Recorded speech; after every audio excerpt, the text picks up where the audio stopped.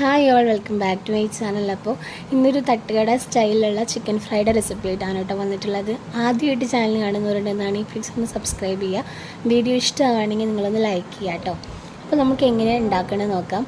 ആദ്യമായിട്ട് ഒരു മിക്സിയുടെ ജാറിലേക്ക് ചുവന്നുള്ളി, വെളുത്തുള്ളി, ഇഞ്ചി, അതേപോലെ വറ്റൽമുളക്, കാശ്മീരി ചില്ലി, ഉപ്പ്, പിന്നെ നമ്മുടെ ഗരം മസാല, പെരിഞ്ജീരകം, വിനീഗർ.